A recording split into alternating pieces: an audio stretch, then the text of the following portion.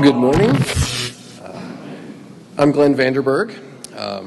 Thanks for coming. I'm here to talk about real software engineering. I'm told that for video purposes I have to stay behind the podium, which is not my usual mode of speaking. So if I wander off and you can't hear me anymore, somebody wave me back over here. This is a room full of software practitioners. So nobody here will be surprised to hear me say that software engineering doesn't work. This is widely known in our field. Most of us who started out and were educated as software developers, at least, went through a period where we were taught a set of practices called software engineering. Some of us may have learned that on the job. If we started work at some place that cares about those sorts of things. And it's widely acknowledged that those practices simply don't work in our field. The practices that we call software engineering, although they have changed over time, they don't reliably control the costs of projects, they don't reliably produce software of high quality, and sometimes, even when they're practiced rigorously by people who have good training in how to do it, they don't succeed in producing software at all. But we should find it very surprising that this is the case. Because in every other field that aspires to the title of engineering, the term engineering is reserved for practices that work. In fact, that's as good a capsule definition of engineering, independent of any particular subspecialty, as you're likely to find. Those sets of practices and techniques that have been shown through experience to work reliably in that field. And yet in software development, we have this untenable situation where we have a set of practices that are known by the name software engineering, and everybody who practices software development knows that those practices don't work.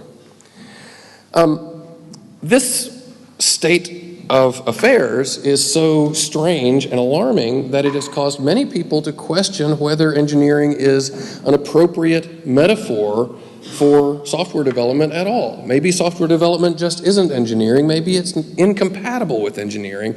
Maybe it's craft or art or movie making or theory building or something like that. And we need to just give up on the idea that software development is engineering. And I think that's silly. But it's easy to see how we would get to that point because those kinds of reactions spring from the same misunderstandings that led to the development of a flawed vision of software development in the first place. The people who created the field that we now call software engineering misunderstood two very important things: software development and engineering. And the result is that software engineering is really a caricature of an engineering discipline. And so in this talk, I want to take a brief look at where we went wrong, sort of how it's possible that a whole field stepped down the wrong path and pursued a vision of engineering that was really flawed from the outset. And then I want to compare the caricature of engineering that we see in our field with what a real engineering discipline looks like. And finally, at the end, talk about what software engineering would look like if we were to reinvent it based on a proper understanding of what engineering is. The term software engineering first started to be thrown about in 1968 in Garmisch, Germany. Sorry you can't see that very well, but it was a conference on software engineering sponsored by the North Atlantic Treaty Organization, of all people, to try to address what was perceived as the software crisis, or inability to manage software projects appropriately and produce reliable things. And being curious about software engineering and what the problem was, I decided a couple of years ago, to go read the proceedings of that conference. And given my attitude toward the field of software engineering, I fully expected to learn, this is where the madness started, right? And I was surprised and kind of gratified to find that that wasn't the case at all.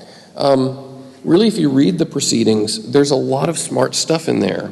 The participants in the conference came from academia and from industry and from various organizations like Bell Labs that kind of straddle those two worlds. And a lot of them were practitioners. And there were a few things said at that conference that I think don't make much sense to our ears today, but there was a lot of sense there as well. There were a lot of smart things said. By far, the prevalent tone of the conference was that there's a whole lot we just don't know about software and how it's developed and what software engineering might look like. There's a great deal of uncertainty about what it might mean to engineer software. And I think that's perfectly reasonable. In 1968, software development was a baby of an industry, and the tools and techniques and platforms we were building on were in enormous flux, and it made perfect sense to have a lot of uncertainty. At the end of the conference, Alan Perlis spoke and tried to summarize the few things that they had been able to agree on. And in that very short statement, he talks about iterative design. The vocabulary is very different, and he didn't call it that, but clearly he was talking about iterative design, starting with a system that was very small and did almost nothing but worked, and gradually building on that and expanding it into the system you eventually wanted to have. And he spoke of driving that process through tests. It's no surprise that everybody who participated in that conference was excited about the prospects and wanted to carry on the work. And so in 1969 in Rome, there was a second software engineering conference, also sponsored by NATO. And if you go read the proceedings, it'll be clear that this, in fact, is where the madness started. The tone is very different. What happened in that year? Well, some of you may have seen me give this talk elsewhere, an earlier version of this talk, and it was at this point that I said, well, I don't know, and presented a humorous explanation of what might have happened by looking at how waterfall sort of inadvertently became the standard way of developing software. Since that time, somebody who heard my talk, a guy named Zane Bitter, a New Zealander, sent me a link to a very interesting resource. In 1996, there was a conference on the history of software engineering. And a gentleman named Brian Randell, who co-edited both of these reports, his name that you can barely see there, wrote a reminiscence in 96 about these two conferences and the process of being involved in them and co-editing the two reports about the conferences. And like Dave Hoover yesterday in his keynote, I'm a quotations geek.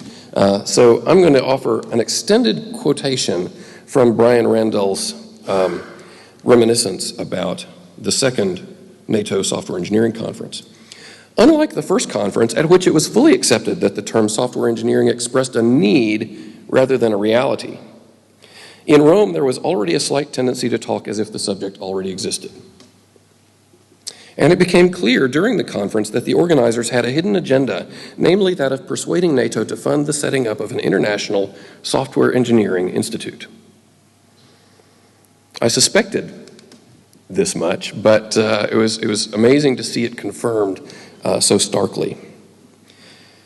However, things did not go according to their plan. The discussion sessions, which were meant to provide evidence of strong and extensive support for this proposal, were instead marked by considerable skepticism and led one of the participants, Tom Simpson of IBM, to write a splendid short satire on masterpiece engineering, which is worth seeking out, by the way. It's easy to find if you Google for it. It was little surprise to any of the participants in the Rome conference that no attempt was made to continue the NATO conference series.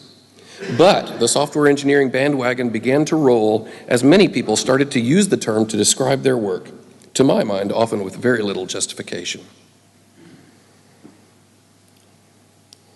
It's pretty damning. Randell, for the next 25 years or so, declined to have anything to do with the software engineering movement and refused to participate in any event or body of work that used that name. What we see is, a little bit academic empire building, If you've ever heard the quote, how many of you have been involved in academia, postgraduate work at all?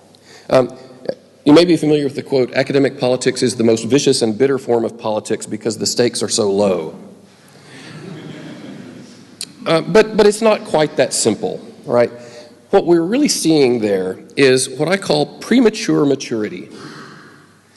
The desire to appear more grown up than you actually are. Anybody who's ever known or been an adolescent is familiar with this. You can't bear to be seen as immature, and so you put on the airs of maturity.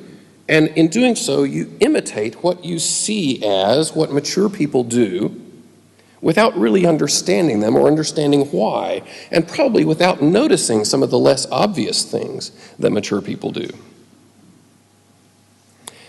And that certainly characterized a lot of the early history of software engineering, and that resulted in the caricature that I've talked about. Here I'm going to show some quotations that express the caricature of engineering, and I think most of you will find them, if you're not familiar with the exact quotations, you'll at least have heard things like them. And they'll be very familiar with you in terms of the picture of engineering that they present. And I will contrast each one with descriptions from real engineers or researchers into the history of engineering about what real engineering is like. I apologize for coughing in the microphones. I've been sick most of the week.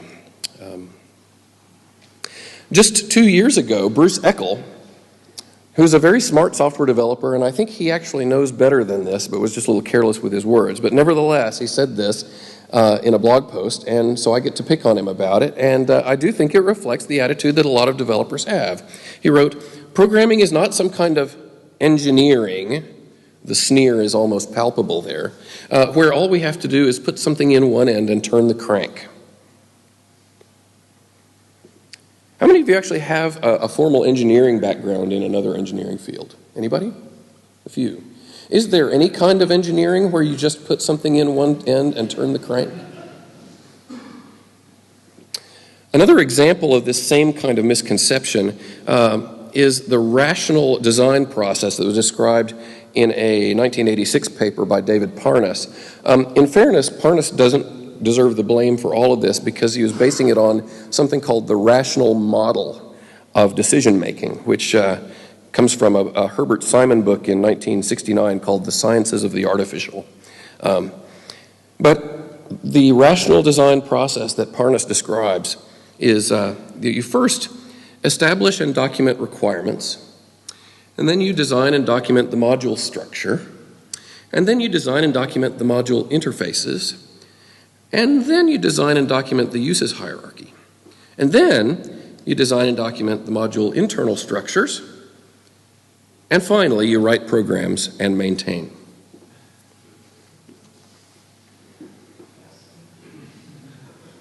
Now that seems ridiculous when applied to software, but most of us, if we're honest, would say that at some point at least we had the view in mind that that's kind of what an engineering process looked like. Design, design, design, design, design, and then finally go build the thing. Eugene Ferguson, in his wonderful book, Engineering and the Mind's Eye, paints a more realistic picture of the engineer. The conversion of an idea to an artifact which engages both the designer and the maker is a complex and subtle process that will always be far closer to art than to science. I'm going to pick on David Parnas a little bit more. A few years ago in a talk I heard him give, he said, in engineering, people design through documentation. And certainly in engineering, documents are important as a record of the design, but the implication here is that that is an essential part of the process of design.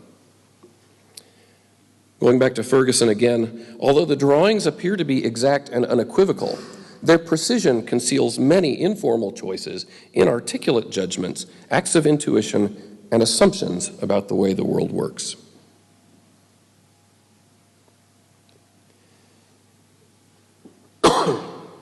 It's clear from looking at the early history of software engineering that much of it was modeled on looking at particular engineering disciplines, and in particular, the oldest, most well-known, and arguably the most different from software development, structural engineering.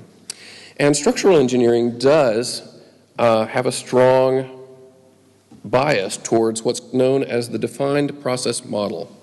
The defined process control model requires that every piece of work be completely understood. A defined process can be started and allowed to run until completion with the same results every time. That certainly fits our view of how, for example, bridges are built. And it fits quite well the software processes that came out of the software engineering field. But the notion of process control models was originated by some chemical engineering researchers who, when they learned that software development was heavily biased towards, that software engineering was heavily biased towards this kind of process control model, were amused, to say the least. Because chemical engineering, a well-understood, mature branch of engineering, is in fact heavily biased toward the opposite end of the continuum, which is the empirical process control model, which provides and exercises control through frequent inspection and adaptation for processes that are imperfectly defined and generate unpredictable and unrepeatable outputs. That certainly seems much more appropriate for software development. I mentioned earlier the 1996 conference on the history of software engineering, and in the proceedings of that conference, I came across this diagram, which I think describes the view that many people have. In the early days of some field, we start with people producing things and others people trying to produce at a slightly higher level that bring notions of craft into the mix. And eventually this becomes commercial and profitable, money gets into the picture, and at that point it becomes necessary to bring in science. And once we take all of that stuff that we learned and base it on science, then we end up with something mature and respectable called professional engineering. Just a few weeks ago, Nick Morgan tweeted the following: "I've invented a new term, parasitic credibility, where certain fields attempt to link themselves to science in order to sound more real." That is going on today, actually. If you're interested in this at all, you may be familiar with SEMAT, a group called Software Engineering Method and Theory, originated by Ivor Jacobson, and dedicated to the proposition that software engineering must be based on sound scientific theory, or else obviously it's no good. But that has never really been the view of engineering. And even outside of such a young discipline as software development, that notion is very contentious in the engineering field at large. Fred Brooks, when he was an engineering student in the 50s at Harvard, in his book, The Design of Design, Brooks reminisces about his days at Harvard as an engineering student. At the time, the dean of engineering at Harvard was John Van Vleck, who was a Nobel Prize-winning physicist. And Brooks says, Van Vleck was very concerned that the practice of engineering be put on a firmer scientific basis. Note that Van Vleck was a physicist, not an engineer. He led a vigorous shift of American engineering education away from design toward applied science. The pendulum swung too far, reaction set in, and the teaching of design has been contentious ever since. This struggle goes back even farther. In 1923, aeronautical engineer J.D. North, in an address to the Royal Aeronautical Society, got a bit angry and said airplanes are not designed by science but by art, in spite of some pretense and humbug to the contrary. There's a big gap between scientific research and the engineering product, which has to be bridged by the art of the engineer. And finally, another aeronautical engineer, Walter Vincenti, in his great book, What Engineers Know and How They Know It, points out that engineers, not just software developers, frequently have to make decisions of great practical importance in the face of incomplete and uncertain knowledge.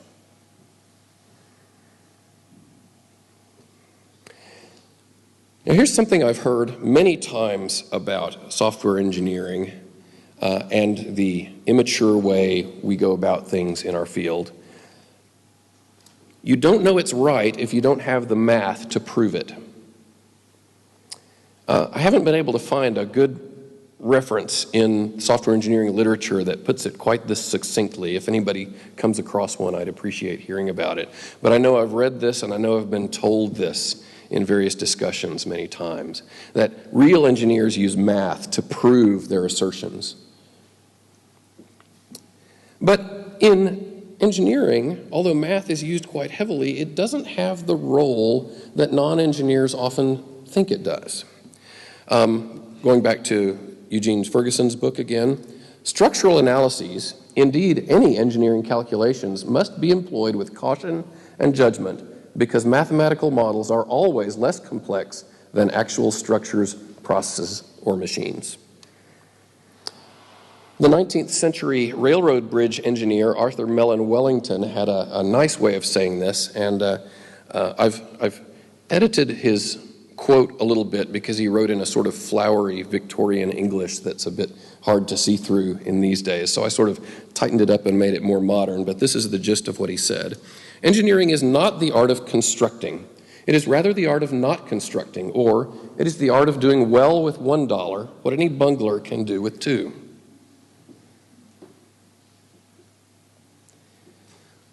So I mentioned that mathematics and formalism, formal analysis in engineering doesn't really have the role that we thought, that we often think it does.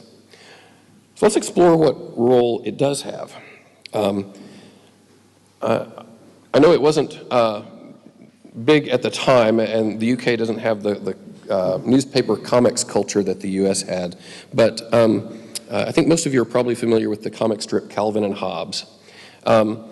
As a father, I've modeled myself on Calvin's father. In that, when my kids ask me some question about how the world works, I like to invent comical and highly improbable answers and deliver them with a straight face and see what they say.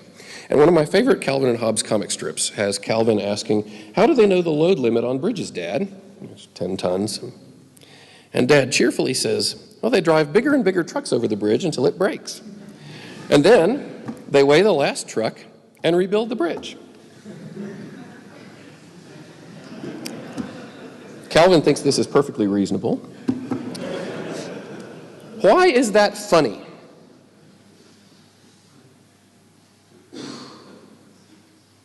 Like Joe in the last talk, this is not a... It's so unreasonable. It's ridiculous. Nobody would ever do that.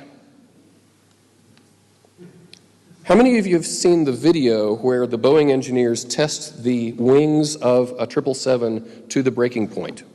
Anybody seen that? If you haven't seen it, it's worth seeking out. A, because it'll make you feel very safe riding in a 777. B, because it's just a remarkable glimpse into how engineering is done. They put this thing in a giant hangar, attach winches to the ceiling, and attach the ropes to brackets on the end of the wings, and they start ratcheting the winches up until both wings break. And when they break, all the engineers get huge grins on their face and start slapping themselves on the back and rejoice.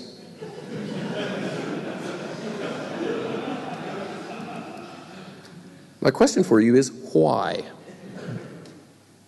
Anybody have any ideas? What was that? Because they predicted that, yes. because it happened at the exact moment they predicted. If math proves everything, why is that reason for rejoicing? Because they weren't sure. Models are always approximations of reality. They're not reality. So then, why are the models used? Mathematical modeling was introduced to engineering as a cost-saving measure.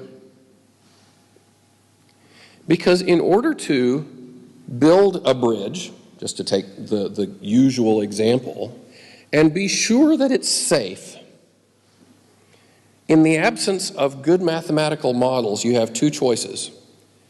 One, the Calvin and Hobbes approach of actually build a full-scale prototype and test, maybe multiple times if your first one didn't work as well as you hoped. Or really over-engineer the thing. And even in the face of models, you have to over-engineer things because you have to over-engineer to account for the margins of error in your models. The reason mathematical modeling was introduced is that when you're working with physical materials, especially at a large scale, building prototypes and testing them is very expensive. And so we can use math to allow us to instead test models in the mathematical sense and save ourselves the effort and cost and time of having to go build the real thing. And even in the face of models, both failure and over-engineering happen. A good example is right around the corner from us here in Edinburgh. In 1879, the Tay Bridge, not far away from here, collapsed in a famous engineering disaster that the high girder portion there in the middle in a storm collapsed while a train was going across it and cost 75 lives. At the time of that disaster, another bridge was already in the planning stages over the Firth of Forth. And as a reaction to the Tay Bridge disaster, the Forth Bridge design was changed to be much safer, and more importantly, to look much safer. The Forth Bridge was the first major cantilever steel bridge of its size ever built. And the design is simple, radically different from the Tay Bridge, and really over-engineered for both engineering purposes and also for public relations purposes. I don't mean that as a criticism. I think that was exactly the appropriate thing to do, and I love this bridge, and I think it's beautiful. But this began a roughly 30-year process of trying to better understand the statics and the physical theory behind cantilever steel bridges like this and build more accurate mathematical models of them.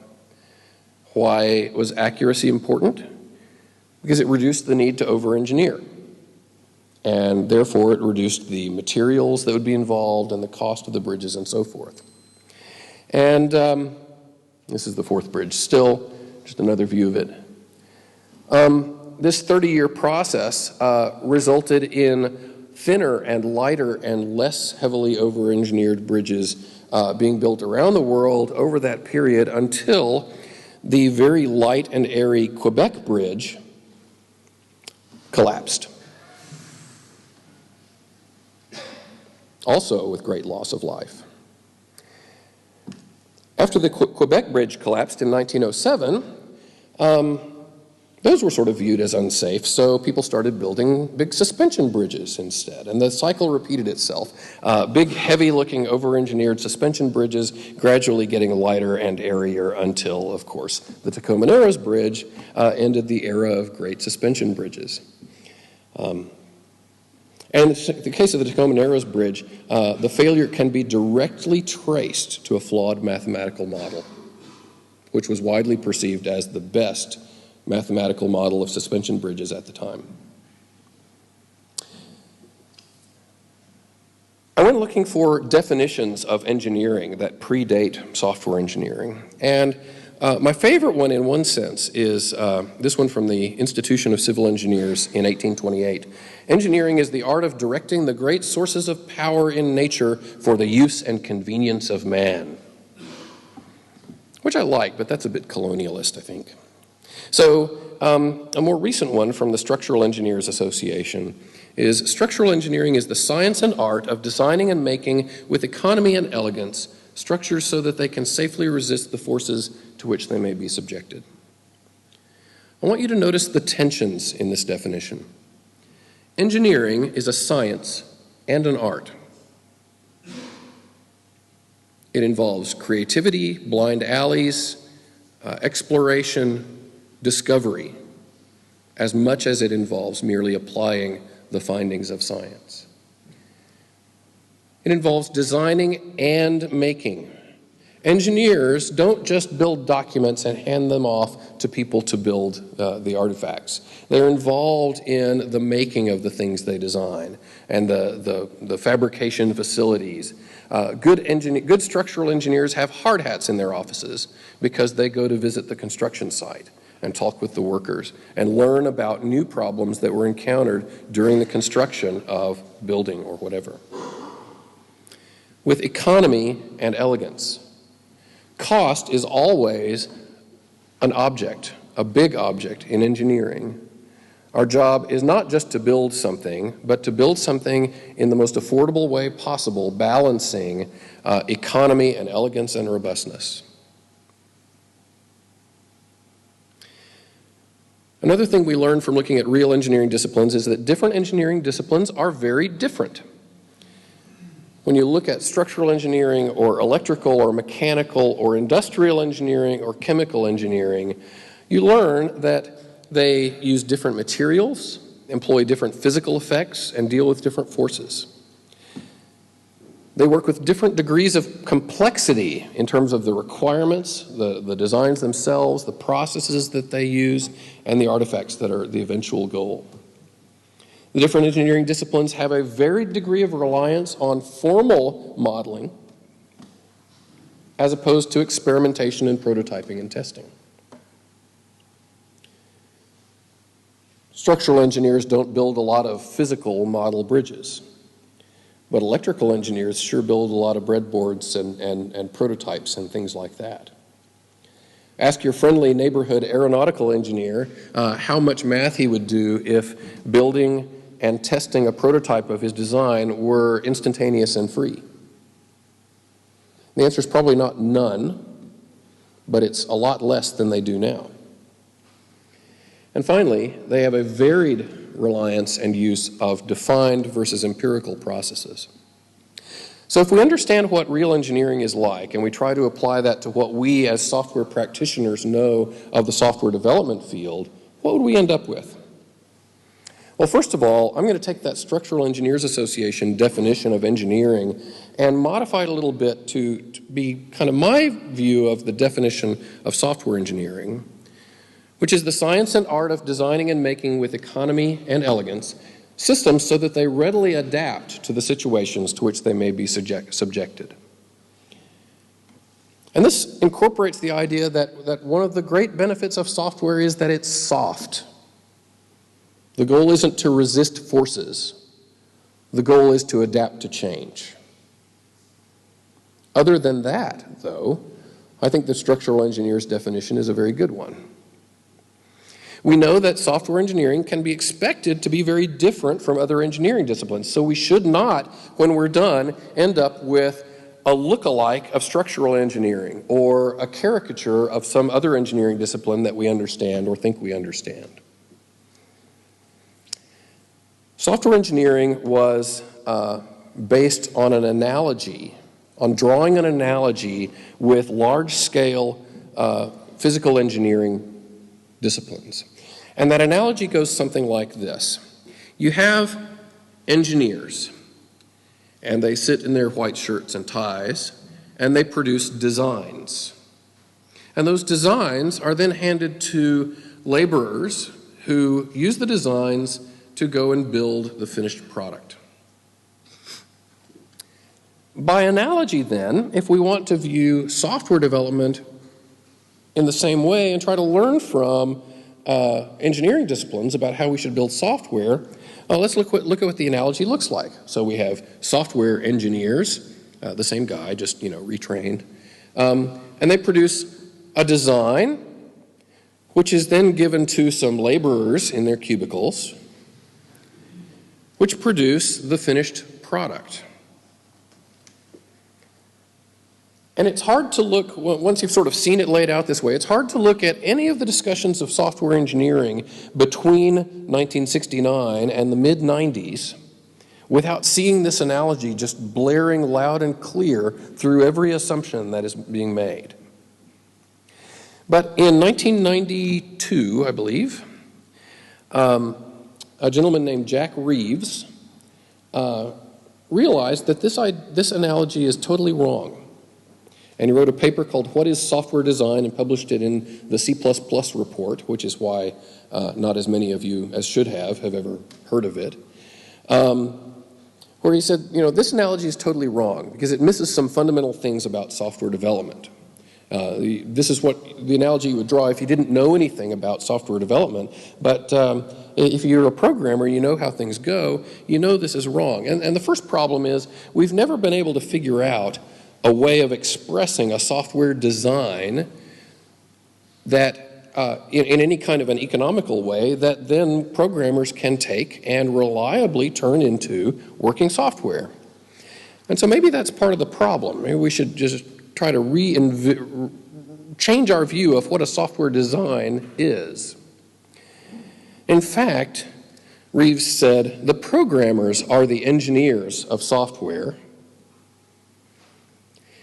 And this thing over here, the source code, that's not the finished artifact. That's not what our customers are paying us for.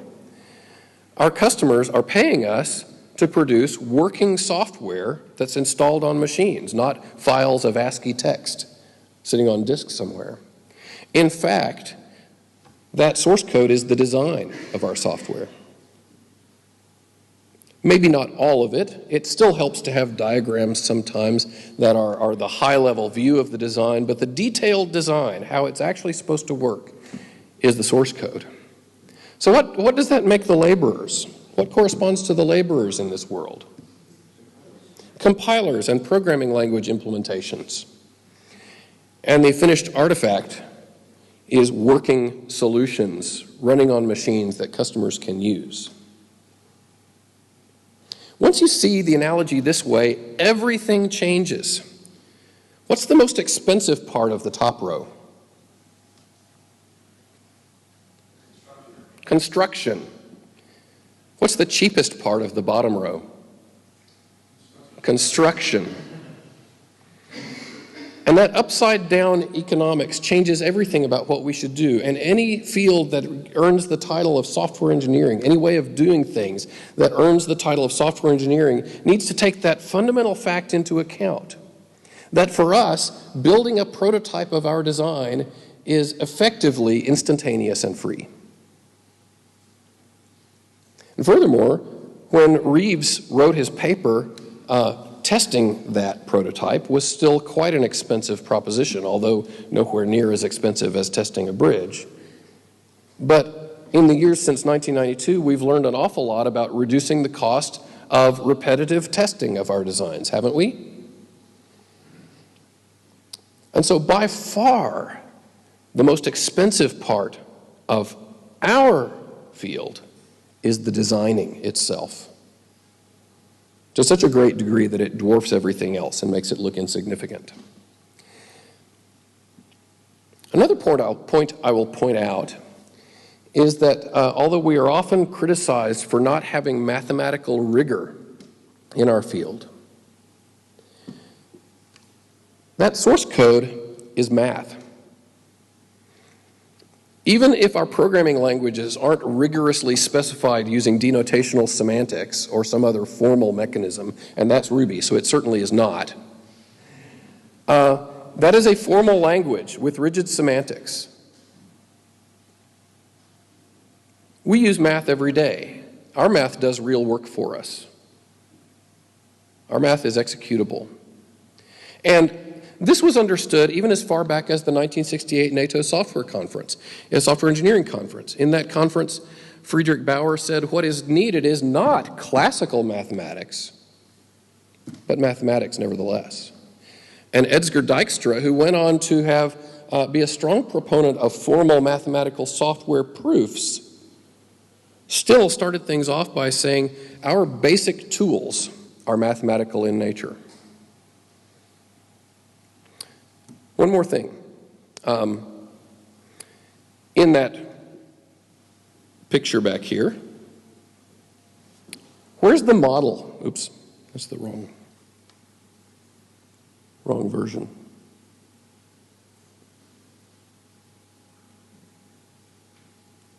Where's the model? Where's our model?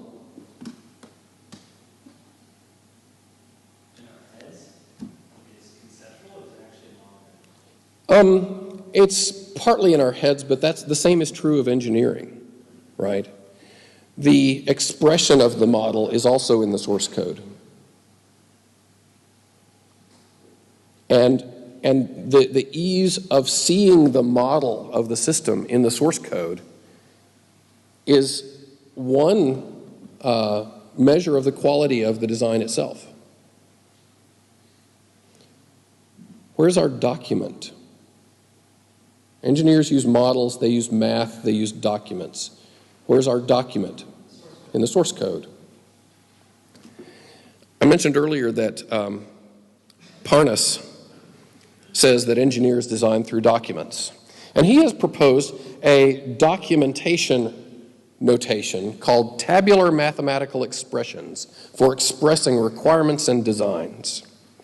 And it would be unfair for me to show you this next example without saying that this is a grossly oversimplified example of a tabular mathematical expression. But nevertheless, this gets the idea across. This is a very simplified example of one of Parnas's tabular mathematical expressions because he thinks we need to have documents.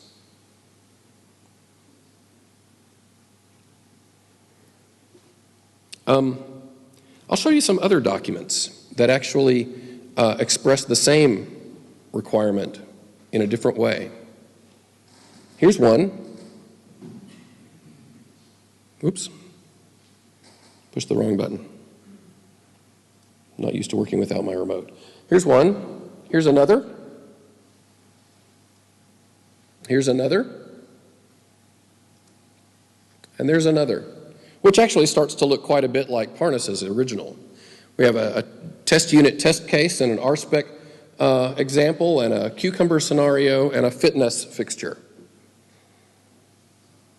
What's different about these documents as opposed to Parnas's document? They're executable. They can execute and verify themselves. They're documents, but they're not merely documents.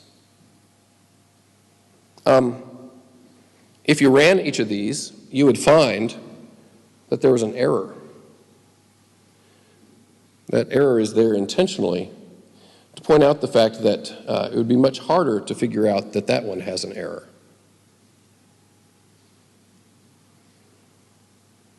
Finally, empirical versus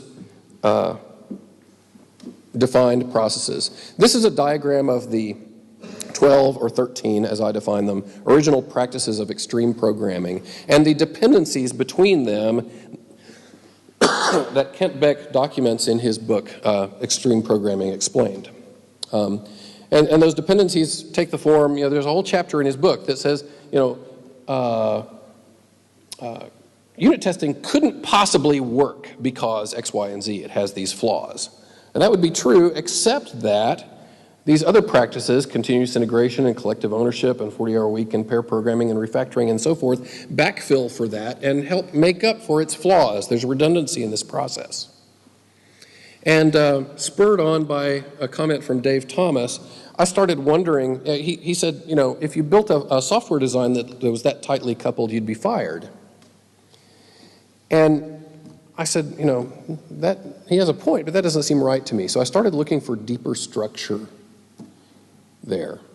And it turns out that most of those dependencies can be understood this way. You can lay those practices out, most of them. Some of the practices are really just standards. The ones that are actual practices, you can lay out along a line, and you can lay them out according to the scale of artifact, the scale of decision that they are dealing with when you practice them. When you're pair programming, you're dealing mostly at the level of statements and methods, and unit tests work mostly at the level of methods and classes and interfaces, and all the way up to short releases are there to help you validate that you're producing the right solution for the customer's problem. And interestingly enough, you can remap that line to the scale of time on which those practices work. Pair programming works at the level of seconds and sometimes minutes. Unit testing works at the level of minutes. On-site customer works at the level of hours, where you go back and forth with them discussing details of requirements and so forth, all the way up to short releases taking several weeks or months in many cases to go from release to release. This is practically the definition of an empirical process for software. It gains feedback about every decision that's made at every stage at the most rapid scale, at the smallest time scale that's economically practical to gain feedback about that kind of decision. It's costly to gain feedback about big decisions, so we don't do that quite as often. But we still do it as fast as possible. But it's very cheap to gain feedback about small decisions, so we do that every few seconds. Constantly gaining feedback and adjusting just like an empirical process should. Agile software development has been accused of being ad hoc and sloppy and messy, but in fact, I think it's a great depiction of what an engineering process for software ought to be. So I'm a little over time. I'm going to finish very quickly. I talked about software engineering suffering from premature maturity. What will it look like when we really grow up? We won't rely on math. We won't rely on models. We won't rely on documents. And we certainly won't rely on copying other disciplines without understanding them. Instead, we'll learn from practitioners in our field about what works and what doesn't work. We'll bias towards empirical processes because that's more appropriate for such a complex field where so much is unknown. We'll encourage continued innovation in those processes. I don't think XP or Agile is the be-all, end-all. I still think we have a lot to learn. And we will make sure that we call what works engineering and stop using that term for things that don't work. Thank you.